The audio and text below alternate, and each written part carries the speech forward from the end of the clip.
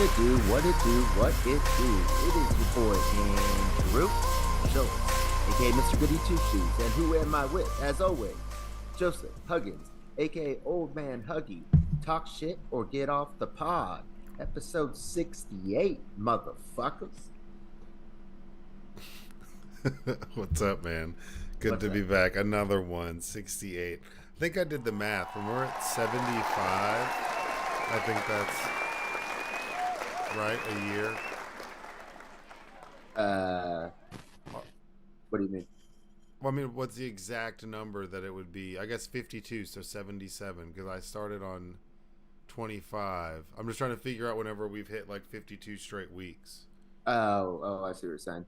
Yeah. It would be on 77. 77. All right, it's creeping up, man. 9 Yeah. to go. Well, what's up, man? Paul Coffey's number.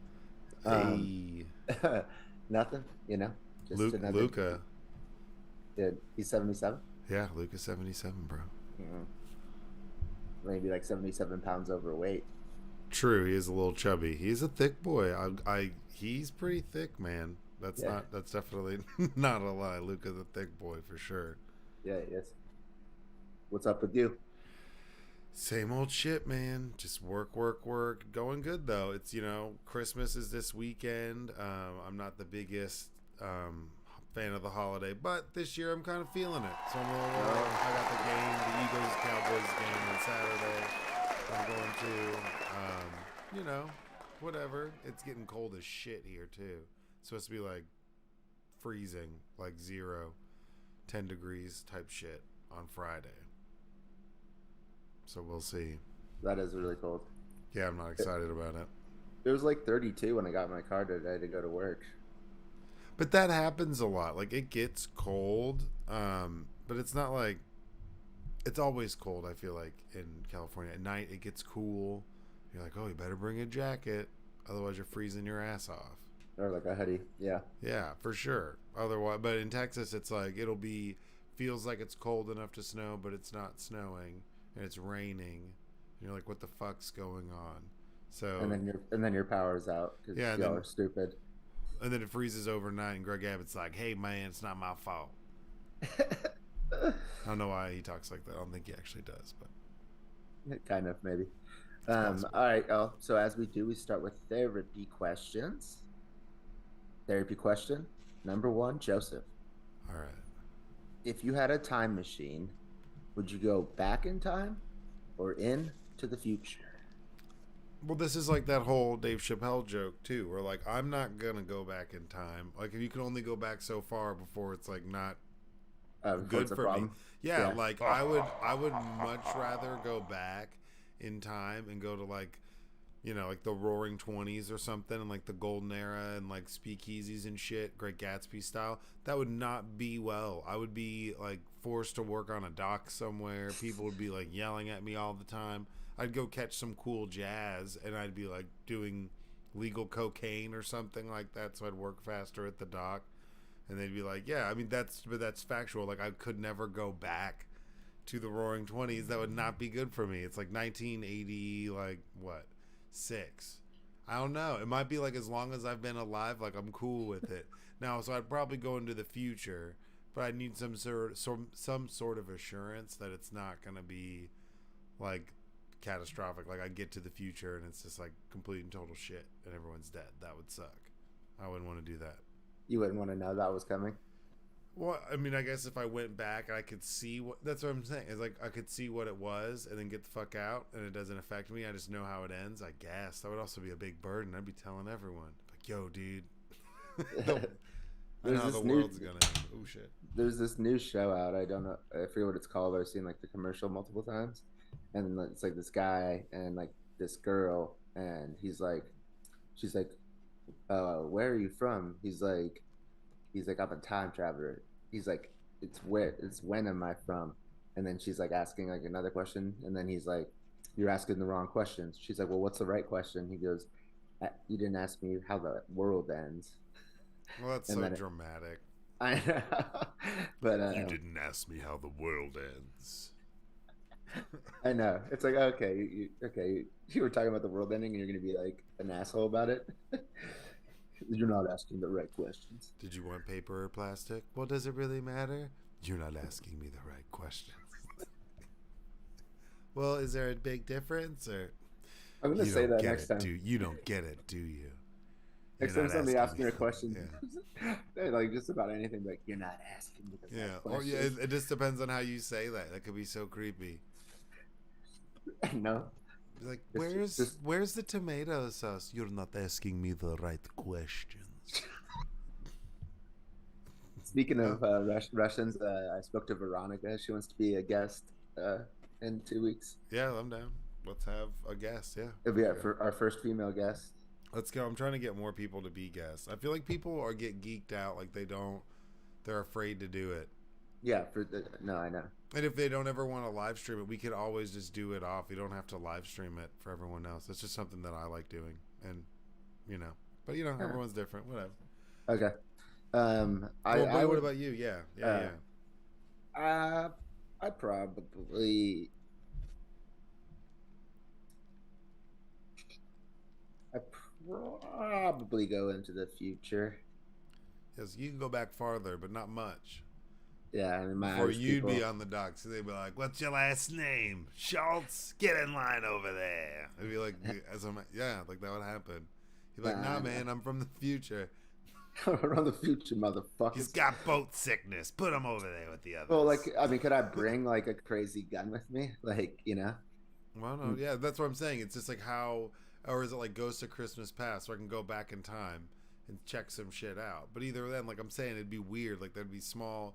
It'd have to be quick trips. Like I'm not like Hank staying all night. I'm not staying for the whole party, you guys. That's not gonna go well. There's no way. Yeah.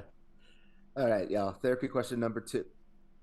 If you had to teach a class on one thing, what would you teach?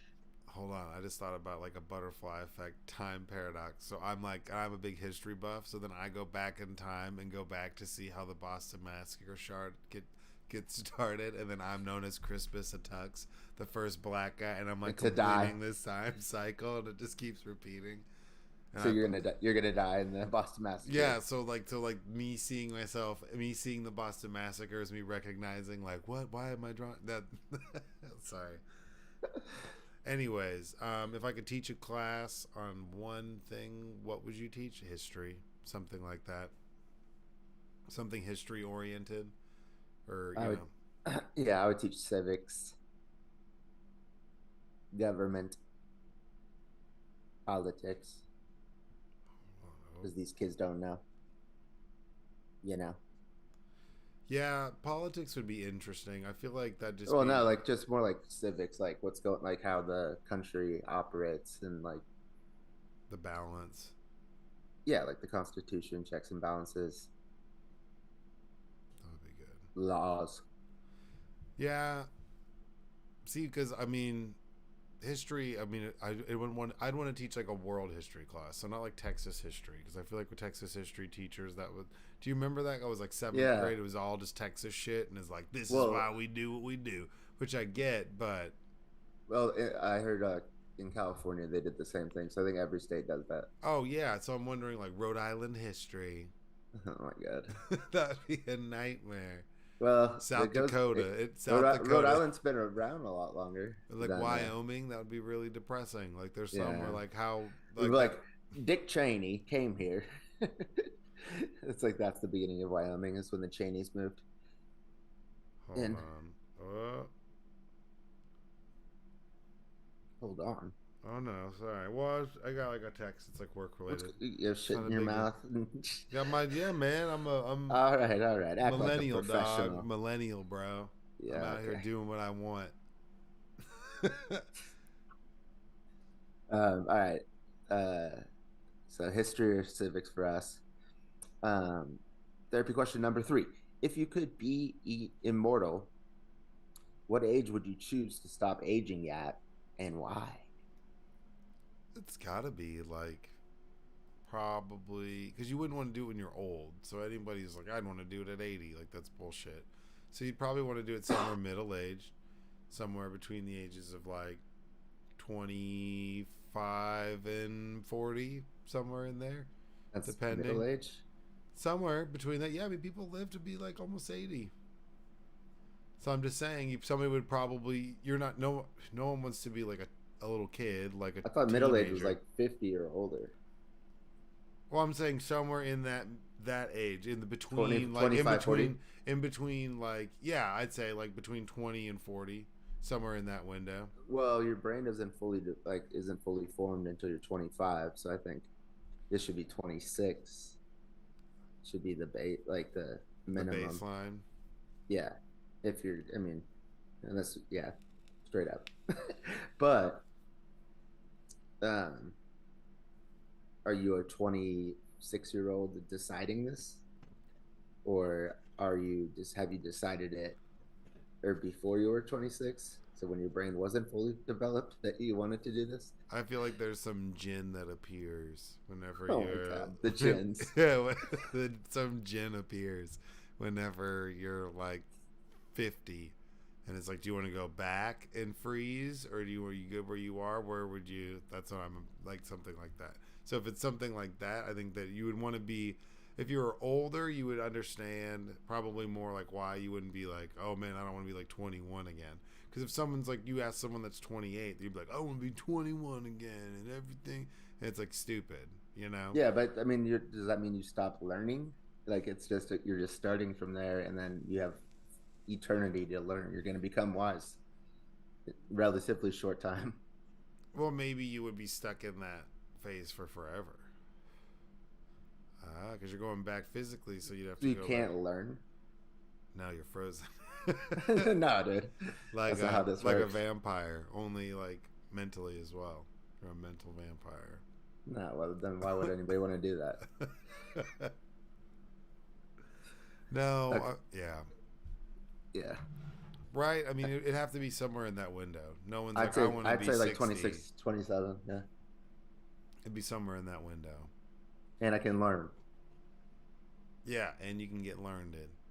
Yeah, so like I'm gonna be looking 27, 60 years from then when I'm 80. So I got the wisdom of an 80-year-old, and then it's just exponential. Also now I'm like a fucking monster because I just know everything and can't die. Yeah. Then You find another gin. Yeah, you're like that. No, that's what would happen is you would become obsessed with trying to unlock the secret of going back again. Because you would start aging, wouldn't you? well, I couldn't die, so I would start. I started an empire. Oh, that sounds terrible. Just become like crazy person. Yeah, Dictator. you would be Dictator.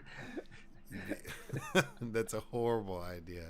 That is not good for anybody. It's inevitable to happen at some point if I never can die. Like there's gonna be, because if I'm around forever, then everything's gonna happen. So there'll be a time where I'm become emperor of the world, and then there'll be a time, you know, where I'm not the emperor. Yeah. It's inevitable. All right. Therapy question number 4: would you rather be the funniest or smartest person in the room? I'd say funniest. I'd say depends on who's in the fucking room.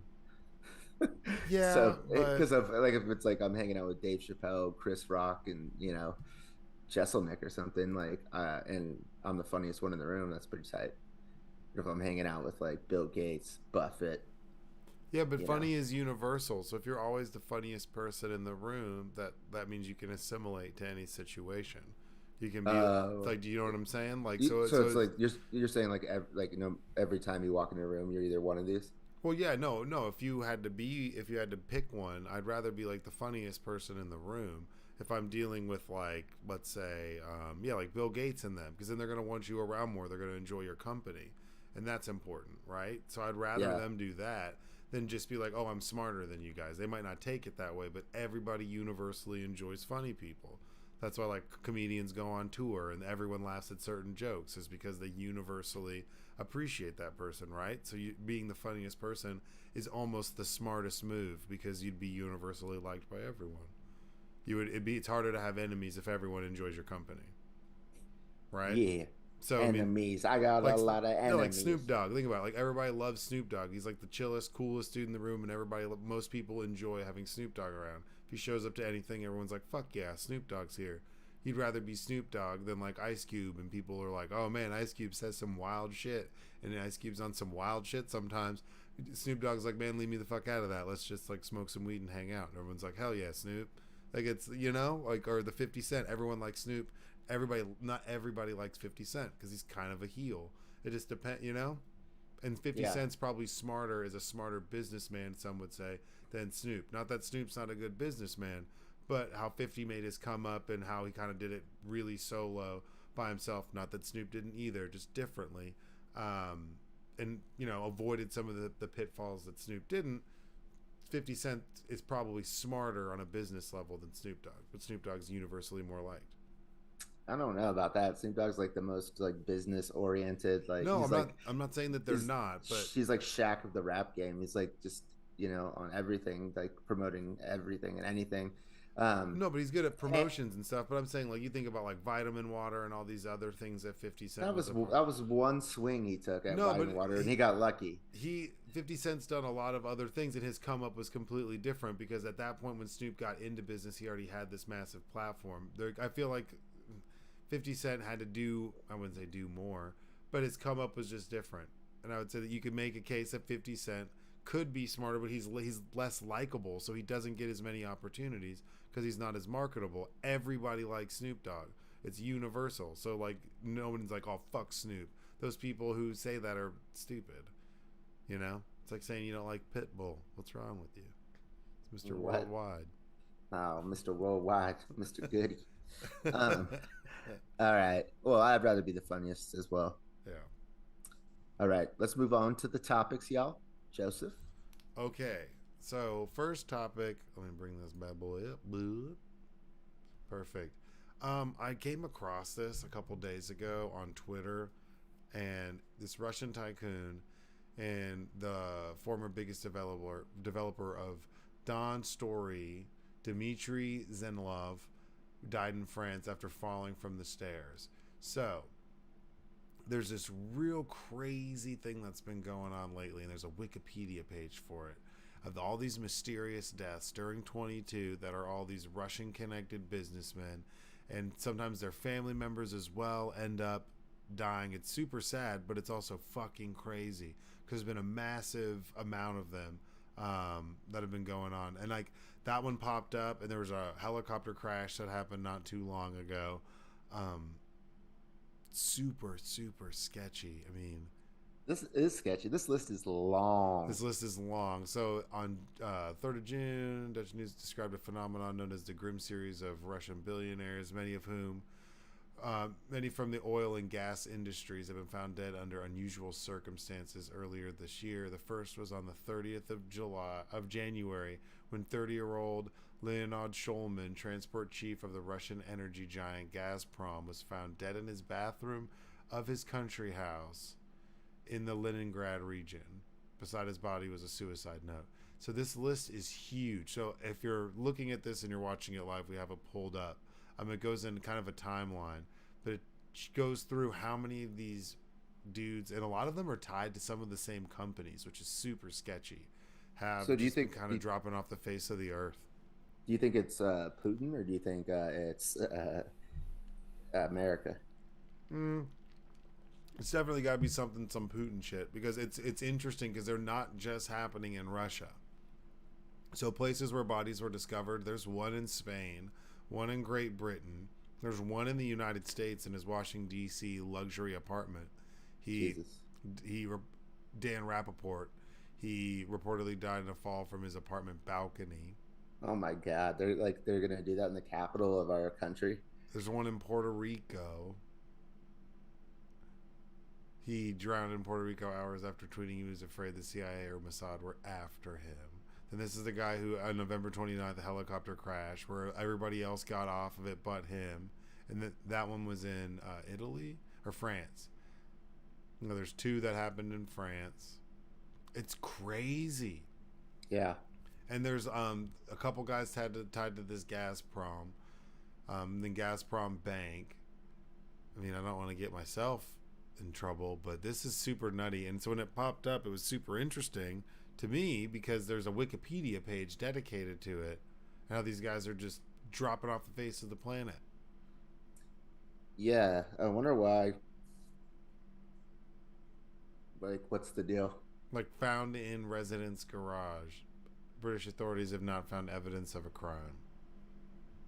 You think they're like planning a coup? And this is like right as like the first one's January 30th, Fell and from his boat. yeah, and they invaded Ukraine just like a week later. Fell downstairs inside of an institute. The former head of Moscow Aviation Institute. That's crazy. Yeah. That's wild. What is going on? Died unexpectedly in his sleep from unknown causes, and that was in China. Co-founder of the Amber Group and cryptocurrency entrepreneur. We're not going to get into that. So there's like a couple of these billionaire crypto guys. Just super sketchy. Not trying to say anything. Don't come for me. I'm just saying. Come for me, Putin. It was up. It was up, but I was interested as I read through it. I'm like, oh god. But I mean, what do you think's going on here, man? What do you think? I'm trying to like think about like I mean, I could definitely see that these guys like knew that he was like like winding up for the invasion of Ukraine, and they probably thought that was gonna fuck their money up, and were maybe plotting on and Putin just starts taking them out. Yeah, but I mean, there's some. It's sad, like where people's families have turned up dead. Like, so it's like it's fucked up. You gotta, I mean, and it's like, yeah, the first person was the Gazprom guy. Then on February 8th, 25th, February 28th, March 23rd, April 18th, 19th. These guys are just like dropping May 1st, May 8th, July 4th. Super sketchy. Yeah. This guy Ravil Maganov, chairman of Lukoil, on September 1st, reportedly hospitalized for heart problems and depression, then fell out of window. What? Nah, man, this is not right. That's why I think Russia's wild. They do some wild stuff. And when people are talking like, oh, Putin's saying all this great stuff, I'm like, dude, this guy drops people globally constantly. It's super sketchy. And now there's all these mysterious businessmen that are falling off the face of the planet left and right, billionaires. They're even reporting on it. The Dutch news reported on it first. I don't know, man. I don't know. We should go to the next topic. All right. It's making me uncomfortable. Boom. All right, we'll get into the meat of it. It's over, right? They're done? They finished it today? Yeah, today was the last day. Okay, I was kind of... The January 6th. Yeah. I was saying... Committee. I have it pulled up. Yeah, the January 6th committee's criminal referral of a former president is the first in history. It ended today. I implore you to go watch the video that they played. That was the long... kind of wrap up of everything. It's kind of a synopsis of everything that happened throughout the trial. Super sketchy. Hope Hicks. There was some Hope Hicks testimony and some more text messages from her that came out as well. And they've said that he should be charged with a crime. Are you surprised? Do you think they're going to actually do it? I mean, yeah. Well, I don't know. So it's up to the Justice Department now, and the Justice Department has no obligation to take up any of the recommendations. Yeah. However, like they like are giving the Justice Department ample amount of evidence showing that he should be convicted for at least those 4 crimes. And so, yeah, I think that something's going to happen. Yeah, I mean, it's pretty nutty, and we see what's been going on in the Trump world where they're kind of ignoring all this stuff going on, and it's all this Carrie Lake giving people the bird and all this goofy shit. This is a really big fucking deal. You just saw him, like we talked about before, civil suit, convicted on 7 felony charges in civil court. Pretty big deal. Now you have this come down where they're suggesting, I mean, that Hope Hicks testimony where the text messages are talking about, oh, he needs to do something and not be so, make it be a nonviolent protest. And Hope Hicks is like, I've been telling him that all week and he won't listen. basically that Trump had planned for it to be a violent Yeah, of course. and that's some pretty close testimony from someone that's really close to the president, or former president, and those text messages are pretty damning. Mark Meadows looks bad, and it's really like what is it, Trump, and then they're also doing Eastman. They suggest criminal charges filed against Eastman, his lawyer John Eastman. Yeah, man, it's going down. It's going the fuck down. I mean, I'm a little disappointed. I think there was more information. I think that they didn't force people to testify or do as much public testification as like testifying as I would have liked to have seen. But overall, I mean, I think they got to the point of it. It was pretty meat and potatoes, and they, I think they proved their point despite everything that's been going on. People refusing to testify, so we also got to give them that. There's a lot of people calling their bluff about pressing charges or taking them to court or whatever. Well, they couldn't like when Steve Bannon refused to testify, they referred it to the Justice Department, and the Justice Department found him or pressed charges. However, the panel itself can't.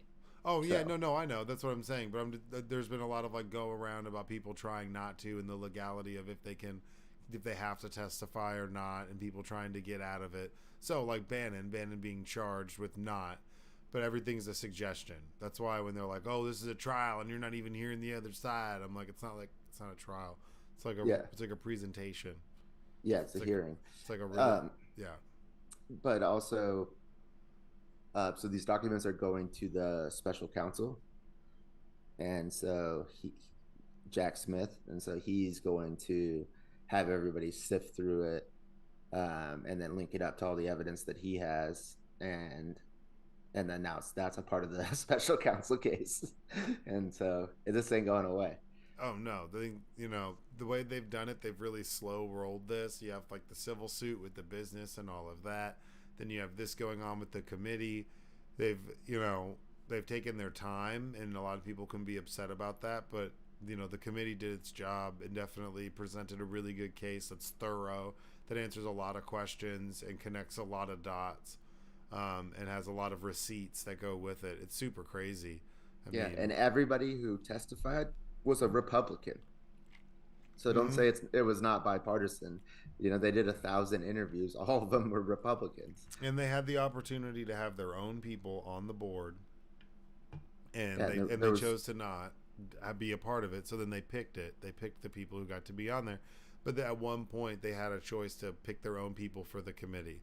Really, I think one of the big hangups was like, we don't want people who might be attached to this being on this committee. So if someone's being investigated for it, we can't have them be on the committee. And it's so stupid. We'll see. Yeah. We'll see what happens. I mean, do you think he actually makes a presidential run, like makes his bid and like is doing this in 2 years?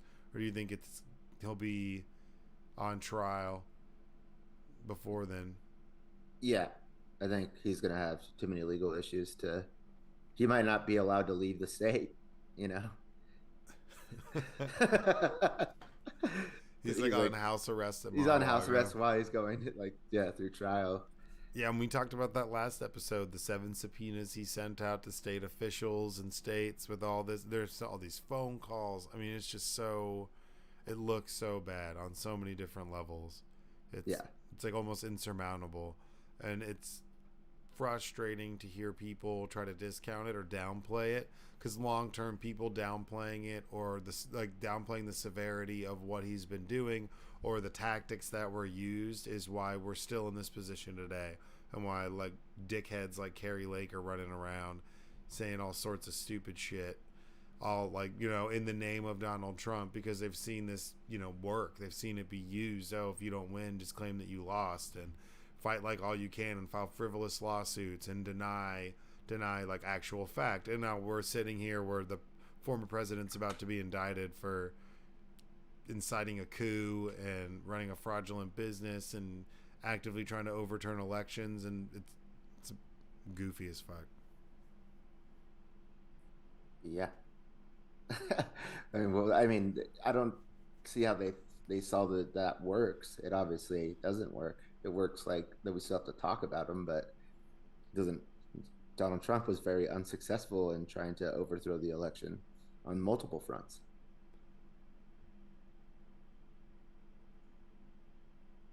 Ours is not a system of justice where foot soldiers go to jail and the masterminds and ringleaders get a free pass. Jamie Raskin's so hardcore, man. Yeah, yeah. Raskin is like so he's too. I feel like he's too brash to actually run for president. I mean, maybe not, but he's like so just whenever he eviscerates people, it's so enjoyable. He tears into people. He's like old school. Like he would be like when they were just starting out and having debates, like in the Constitutional Congress or whatever. Like I could see like Raskin being like just slaying like Madison or Hamilton or something so with like an argument. He's like preposterous. Yeah, I submit to you in this room now. Yeah, no, he's epic. The evidence clearly suggests that President Trump conspired with others to submit slates of fake electors to Congress and the National Archives, which is true.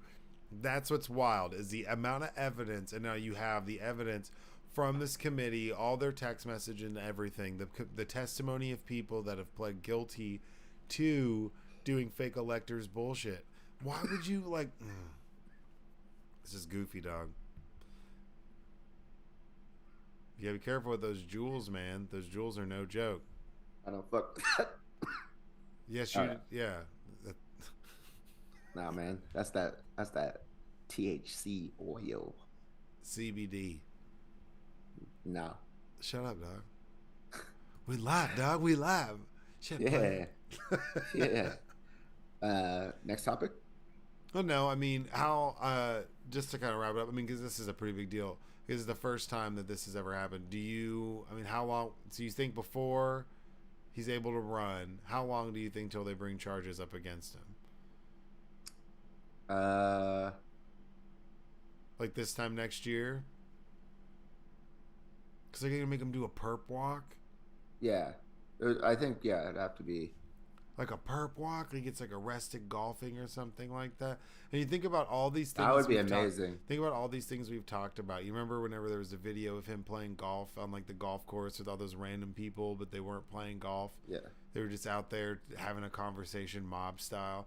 All this goofy shit that's been going on. Yeah, I mean, I think by this time, there are two other possible charges. Yeah, I mean, hopefully within the year. But then that clears the way for DeSantis. Yeah, because you want to do it far enough out of the election so that they don't think you're just trying to fuck with the election. Like you arrest them like 3 months before the election. That's not a good look. So you have the evidence. You have a little bit of time, but just do it sooner than later, but don't like take any shortcuts. Yeah, well, that's the thing is I don't think they've taken any shortcuts. That's why we are where we are. It's really concise. You give all that information and testimony to somebody like Jack Smith, and he's gonna do some damage with it. So I think you're gonna see a lot of the underlings start to plea and take deals first. For sure. You're gonna start seeing those people kind of drop like dominoes. A lot of them probably, if they don't already, they definitely have lawyers now. Especially if your voice was played in that, unless you're on one side of those conversations. That's like, hey, nah, man, I'm not going to find you 11,000 votes. You probably are lawyered the fuck up. Yeah. So Lindsey Graham, all sorts of people. Next topic. I thought this was interesting. I got kind of busy, so I didn't get to read through all of it. But how a cocaine, this is from your boy, Bloomberg. Yeah, Bloomberg boy. How a cocaine smuggling cartel infiltrated the world's biggest shipping company. As MSC grew into a dominant force in global trade, it also became a prime drug trafficking conduit for Balkan gangs. That's kind of hard. That's super hardcore. Yeah, it is. Yeah, I mean, I was reading through this, and they're just talking about how they, off the port of Philadelphia, they got caught with nearly 20 tons of cocaine worth almost $1 billion. Jesus Christ. More than 100 agents boarded one of the MSC's ships, the Guyane, and it slid into Port of Philadelphia, where it was supposed to be a quick stop on its way to Rotterdam. Deep below the deck, hidden containers packed with wine and nuts the agents discovered nearly 20 tons of cocaine worth $1 billion. The ensuing investigation showed that more than a third of the crew, all MSC employees, helped transfer vast amounts of cocaine from speedboats at night while the ship powered through the open ocean off South America. It was the largest maritime drug bust in American history. It says that the crime was so big and brazen Dude, that the authorities decided not only are they going to seize all of the cocaine, but they're going to seize the boat, and it's worth $100 million. But $1 billion. Crazy. So yeah, it's 1.1 billion they came up on. Yeah, I mean, it says that humble beginnings, the largest shipping company, impressed upon officials. The Aponte family takes the responsibility of running a fleet that accounts for nearly 20% of all seaborne container trade. But that's the whole thing. This is gonna end up happening. Like, it's sad to say, but we've seen people do this all the time. So now they're caught up in court. But think about how many times they've done this. 20 tons without getting caught. Like, I didn't know there was that much cocaine like just ready to go on the planet. Well, and you got to think, like, having the business be that large almost legitimizes you. Do you know? It like makes you give like it's an extra. You have like the benefit of the doubt because the standards for that company are so high.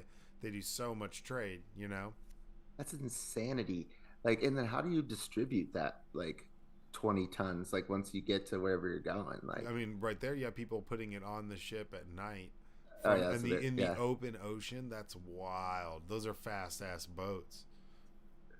You got 20 tons of cocaine. Are you doing cocaine before you get on that boat, or is that gonna like make you paranoid? Using clues collected during the boardings as well as intelligence gathered in Eastern Europe, they identified the powerful Balkan cartel as the archetype behind the massive shipments. Authorities in the U.S. and Europe have also concluded that the syndicate, which controls more than half of the cocaine flowing into Europe, has infiltrated MSC's work crews over a decade, exploiting its manpower as vessels to help build a cocaine smuggling empire. So it's not like the company necessarily did it on purpose, but this Balkan gang like took over from the ground up and like started a union and got coffee breaks and all sorts of shit and like paid days off and slowly took over these ships where a large majority of the crew are related to the Balkan gang, dude. Yeah, I guess they control more than half of the cocaine that flows into Europe. Yeah, that's what I was just saying. Almost half of it, and 20% of the world shipping. So the government now is the U.S. government is now locked in a legal battle that has taken place largely out of public view. Customs officials have been pressing the company to pay more than $700 million in penalties, according to multiple law enforcement sources. That's crazy. They got caught off the port of Philly, dude. Caught off the port of Philly with 20 tons of coke. Give them a shout out. Yeah, dude, I'm giving them a round. I mean, don't do drugs and that's bad, but that's ballsy. Yeah, that's super crazy. I bet you they do shit like throw it off in the ocean and other people pick it up. All sorts of shit. That's insane. Yeah, this showed a new level of security threat and that as far as we know, the container shipping industry has not yet been ready to face, he said, MSC regarded by the industry's leader in its anti-smuggling efforts. There is a limit to what anybody should expect from a company and from civilians doing their jobs. We are not a law enforcement body, and we are not mandated, resourced, or trained to confront dangerous organized criminal groups. Hey man, we can't, there are containers, but we're not the cops, dog. What do you want me to do? That's an epic pass off, epic slide. That would be so intense if you were just like working for them. That was your first day on the job and you were just there to do normal shit and everyone you work with is a Balkan gang member from Eastern Europe. Like, move the bail. You're like, I'm good, dude. I'm just here to work, bro. Like, get off my ass, man. Would you like unfiltered cigarette? You're like, no, please put that away. I don't think they're letting anybody on that boat that already like no. And like, I mean, obviously they didn't know, but I mean, there's going to be people that are getting paid off who are like the captains of these ships, the people. No, I think everybody on that boat knew. Oh well, yeah, but what I'm saying, because they're getting paid off, they're getting a cut. They're getting Yeah. a keezy off of Right. it because You couldn't go on there on your first day. They're like, that's too risky. yeah, you're just like, oh, hey guys, I'm the fill-in. Yeah. What if the new guy runs into the Hey, goddamn yeah, blow in the back? hey everybody, what's up, guys? The What are we $1 billion doing? blow in the back.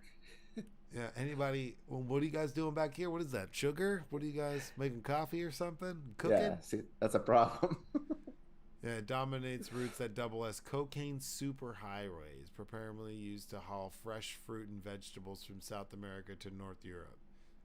It's also the world's largest employer of seafarers from Montenegro, a home to the Balkan cartel. Damn. But yeah, I mean, I don't know how you really stop that. You're gonna like kick. You gotta like look for, make sure you're not hiring gang members, I suppose. But they're the biggest employer from Montenegro. That's wild. That's a problem. But they've said they've been tracking them for a while. Yeah. They said that they checked a couple of their other boats and then got some like intel from Eastern Europe. Dude, that's crazy. How high the influence is. Like, yeah, because they're saying up until he got caught, and that was in Philadelphia in 2019. So that's still fairly recent. So how long was that going on before? And that's the whole, when it comes down to the crisis at the border and the stupid shit that people say sometimes, is the large amount of these drugs that are coming into this country. Obviously, those were going to what it said was Europe, but I mean, I'm sure they unloaded some of that stuff in the U.S. A lot of those large chunks of drugs are coming in via ports. They're coming in on boats. They're not necessarily just driving over in some dude's tire at that passing through Laredo. Like, yeah, exactly. That's such a misconception about this war on drugs. Or if we want to be honest about it, there's a lot of people that get paid the fuck off, who have private companies who pay very little in taxes and allow this shit to take place, and then are able to claim have plausible deniability, because they're like, oh well, we just run the company. I'm not responsible for what my employees do outside of work, which is complete and total bullshit. So that's the reason someone like this, while he's, what is this guy? Ponte is this old white guy. He looks like he's doing all sorts of sketchy shit. I'm sure he is. He is. Nah, yeah. And it's like, there's no way they're not getting paid off. Sorry. And it's a company that's existed since 1970, purchased an old German brake bulk ship and started an MSC. The following year, he bought a second used vessel, naming it after his wife. And then he started shipping cocaine and other drugs all over the world. And now he's the biggest shipping company in the world. And now he's the largest shipping company in the world, and everybody calls him a Ponte the Snowman. Yeah, you don't become the largest shipping business in the world without shipping cocaine knowingly. 2010, and the MSC Ocrane was cruising through the English Channel on its way to Antwerp, Belgium, when a nearby lobster fishing boat called the Galwal de Amour began the series of odd maneuvers, moving in at first of, then behind the giant cargo vessel. As it approached, according to UK prosecutors, the Oran's crew tossed overboard 11 waterproof duffel bags containing 255 kilos of, guess what, cocaine worth 80 million. After collecting the duffels, the 4 men on the Galwad, including one from Montenegro, sailed nearby to Freshwater Bay, where they used metal weights to submerge the drugs and connect them to a buoy for later pickup by traffickers. That's kind of wild. But obviously these people are corrupt as fuck. Yeah. Straight up. Cocaine seizures in the tons. European Monitoring Center for Crime and Drugs Addiction. Seizure of cocaine's in tons in the Netherlands and Belgium. In Belgium, in 2020, they confiscated 77.4 tons of cocaine. And in the Netherlands, it was 53.9 tons. That's a lot. That's insane. Cocaine's a hell of a drug. They're so small. I mean, I guess Belgium's not that small, but Belgium's pretty small.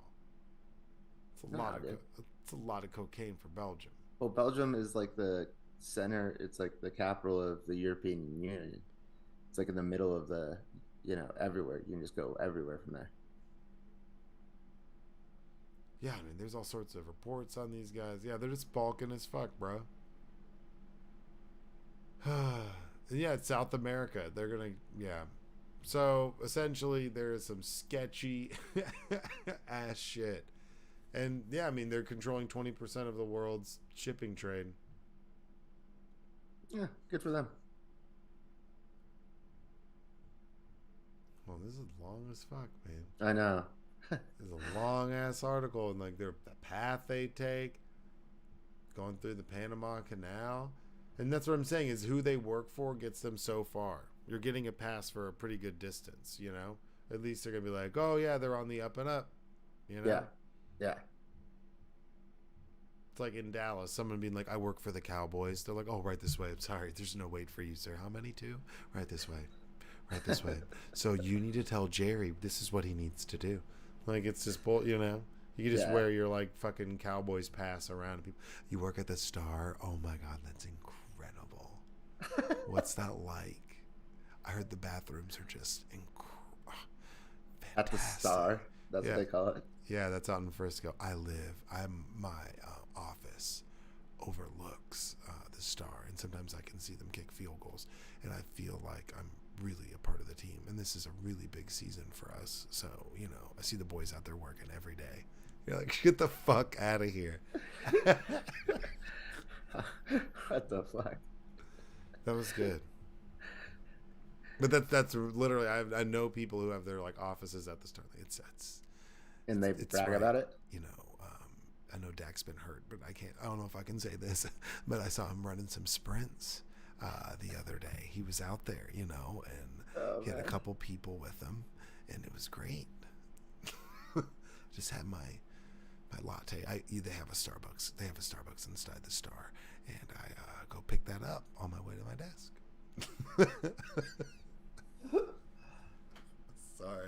Sorry. I just fucking hate that shit. Yeah. So basically, if you out there and you see a boat that says MSC on it, stay away. It's probably got Coke on it or Coke residue somewhere. Good Lord, this is like it's a shipping container. This is some of The Wire, like reboot. The Wire rebooted with the Greek and shit. Yeah, each like, and that's what I'm saying. Some of these guys on these, there was 8 of the 22 crew members aboard, 6 from Montenegro, 2 from Samoa, handled the job. Each stood to make 50 to 60,000 minimum, and some of them to make much more just for that one job. Yeah.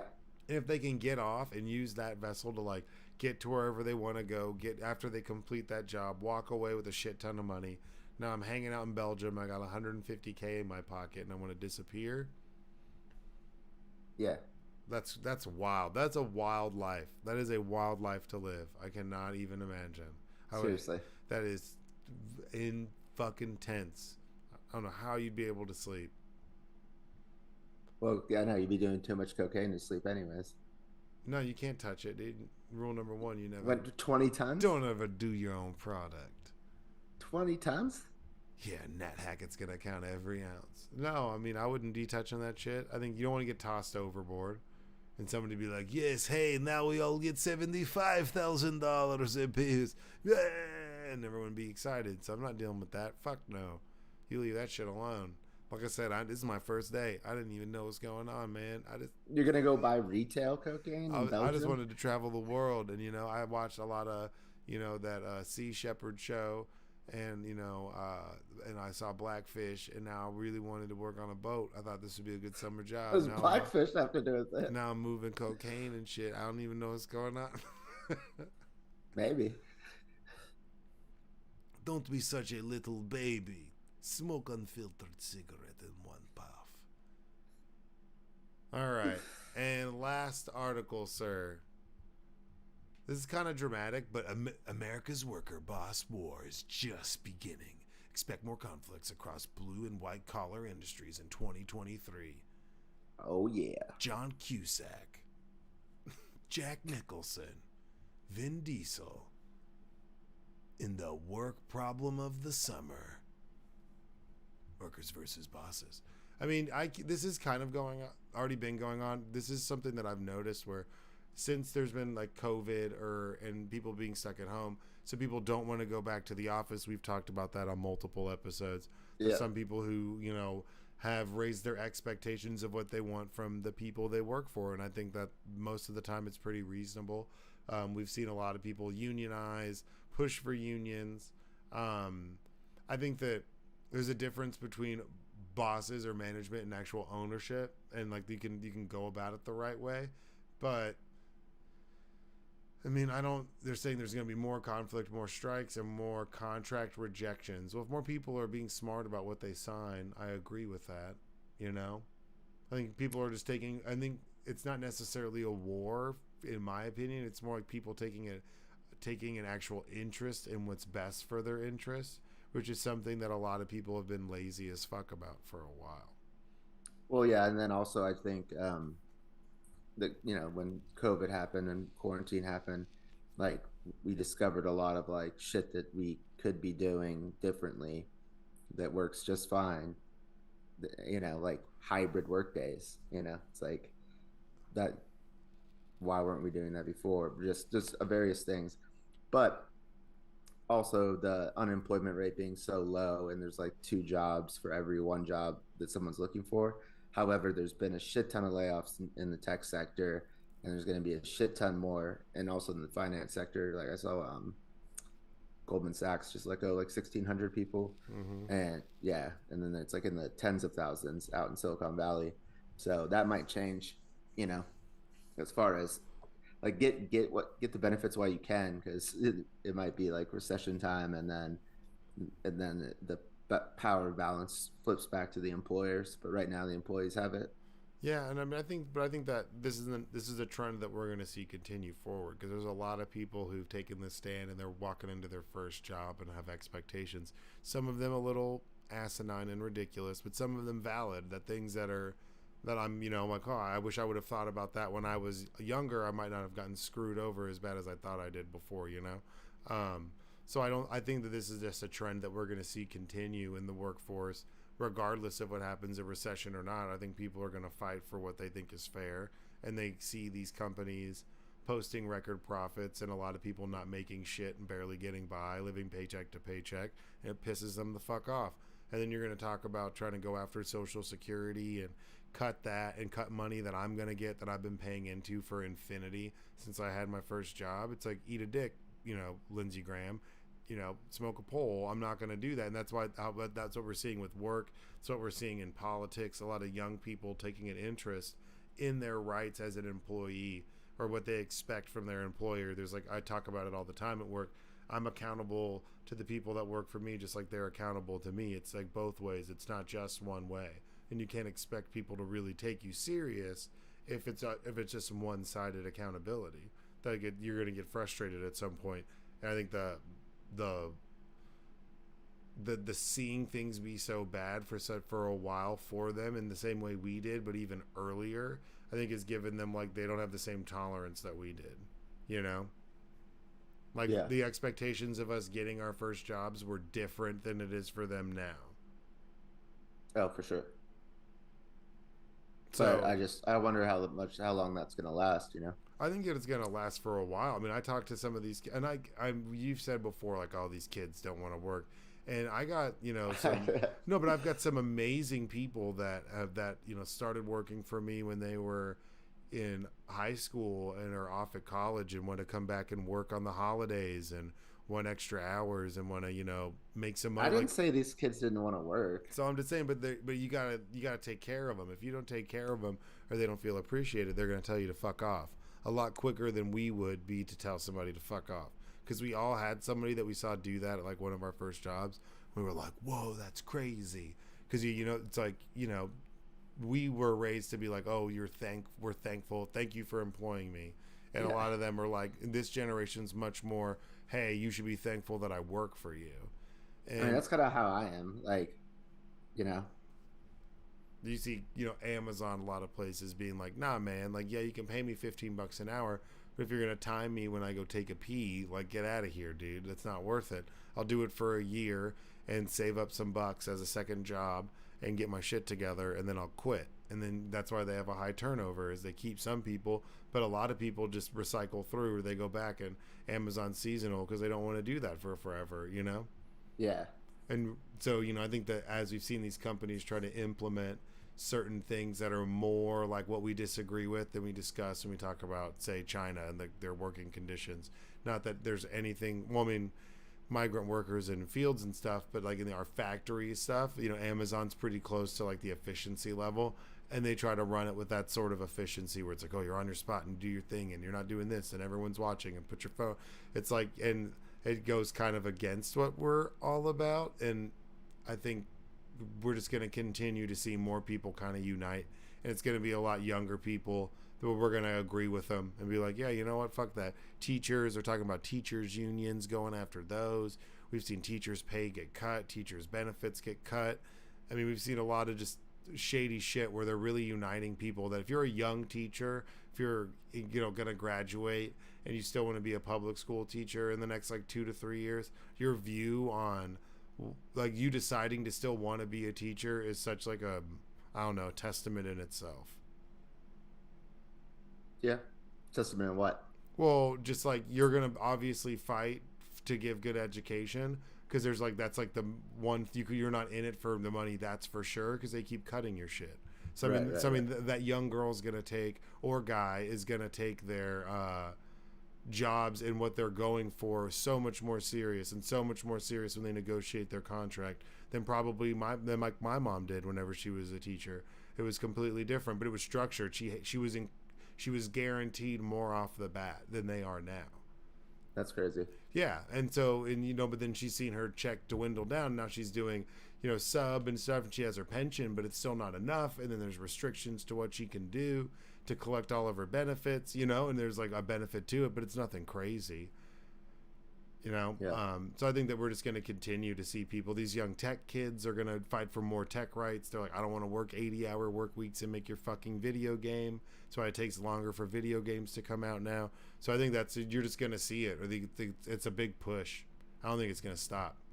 I mean, I heard that a lot of these CEOs out in Silicon Valley saw what Elon did, where he just like got rid of half the fucking workforce, and I guess Twitter's still functioning for now, and they're like, oh yeah, maybe like I could do something like that. Yeah, but I mean, so Elon, I was gonna try to leave it off this episode, but Elon was out at the World Cup, and he was like meeting with, he was in a box with a bunch of Qataris and Saudis, I believe, and Jared Kushner watching watching the World Cup final. And then there's a Qatari who has like billions of dollars in Twitter. There's a big, you know, investment from that side of the world in Twitter, and supposedly that's where the whole idea of him stepping down from CEO of being Twitter came from. He ran a poll where he was he lost like 57. I voted in it. I was like, fuck you, dude. So you know, it's the whole thing's interesting, but that's possibly why he could be stepping down, is because he's being told that he needs to appoint a new active GM, active CEO, and that's, oh sorry, I was thinking like football. I'm all over the place. Too many shows, man. But you know, that he needs to appoint somebody because they're disappointed in how he's been running Twitter, which wouldn't be surprising. But so it's maybe him buying, it's like a psyop where it's like he got some extra funding from them, bought it to like gut it of whatever they wanted to gut it from, and then step away. You know? Dude, I don't know. That's some shady shit. Right, and that's where I talk about nepotism. You got Jared Kushner, Elon Musk, and all those motherfuckers watching the World Cup, and the Saudis, you know, because that's all that shit is like royal family. Oh yeah, well I mean they gave Kushner $2 billion. No, I know, but nepotism is like it's, you know, describes the Saudi government. Oh, most definitely. Definitely. So it's a monarchy.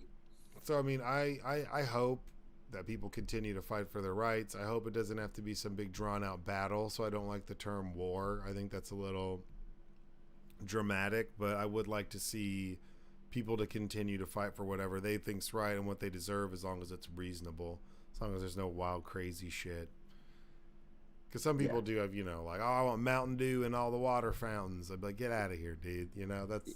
Yeah, and by you asking for shit that's crazy, it makes it reflects poorly on everybody else trying to get normal shit. Yeah, I've always said that's the problem with like the Libertarian Party. It's not that they necessarily all have bad ideas. It's that they give a platform to people that have some crazy, wild shit. Where you can agree with like 5 things they say, and then when they get to 6, 7, 8, 9, 10, you're like, what the fuck are you talking about? Where it just ruins it. Where it's like, all right, everybody gets to come up with one rule. And he's like, you can only eat waffles with ketchup. And I'm like, well, what? Like, it makes everyone pause. Like, they say shit that makes you pause. And that's why they have a hard time for being taken serious. It's not that they have bad ideas. It's that you're too inclusive.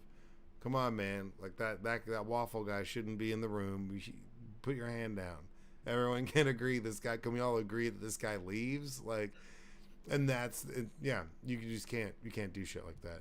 And those people exist everywhere. But, you've seen that with Starbucks and Amazon. One of our most watched episodes, Fuck Your Coffee. It's such a good title. But, all those, we've seen this happening slowly building over a while. And this past year, it really took off. The past 2 years. And I don't think it's going to stop. I just hope, they decide to do the right thing and give us what we want. Yeah. All of it. Man, I'm still tripped out by these Russian billionaires dying. That sketches me the fuck out, man. It is weird. It just seems on brand for Russia. So that's a lot in a short period of time. That's a lot. Well, they've taken like 100,000 casualties out in Ukraine, so in less than a year.